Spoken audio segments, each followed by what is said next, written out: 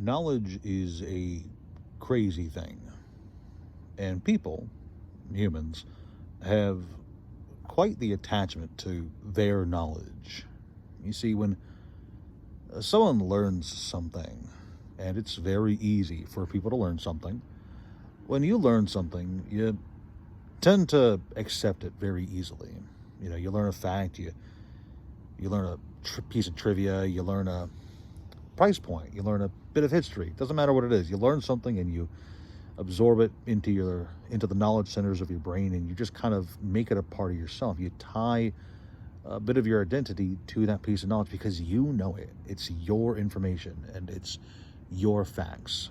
And a lot of people, when presented with evidence that their knowledge might be misinformed or incorrect or even just outdated, they tend to react with this kind of incredulity, this kind of almost knee-jerk aggressive reaction of, no, wrong, you're lying, you can't be.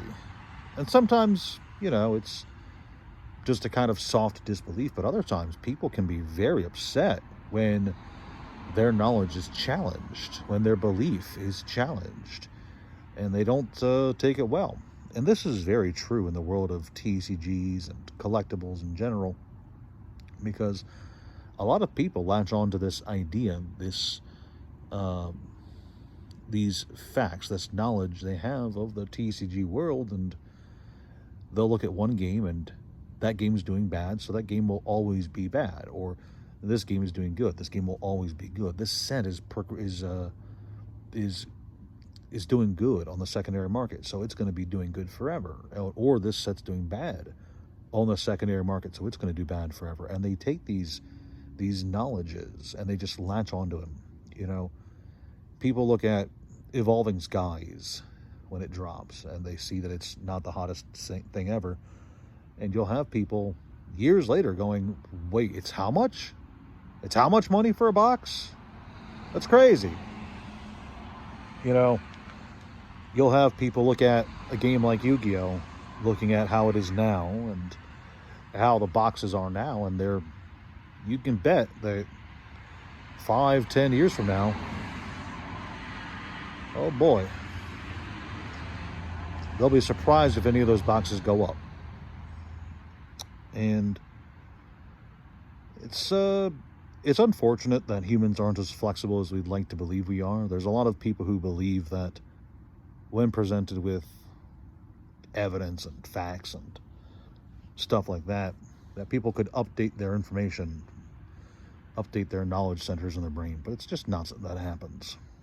And I know that this is a strange thing, but this is relevant because this actually happened to me not even an hour ago. I picked up a big old collection of some Pokemon cards, and I was sifting through it, and I'm happy to have it, obviously.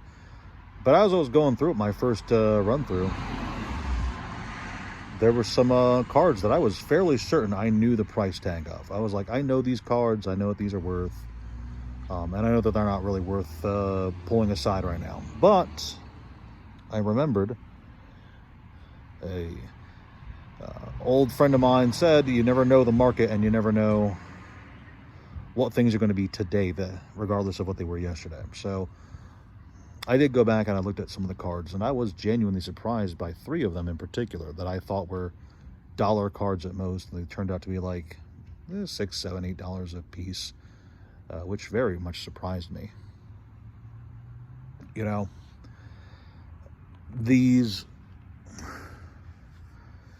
These facts that people latch onto and hold true to their hearts can serve as very loud truck, can serve as guideposts for life. Something, you can trust that knowledge to get you on the right path. But also, if you know something and you refuse to change your knowledge on something when new evidence is presented, it can hurt you just as much as good knowledge can help you. And that's unfortunate.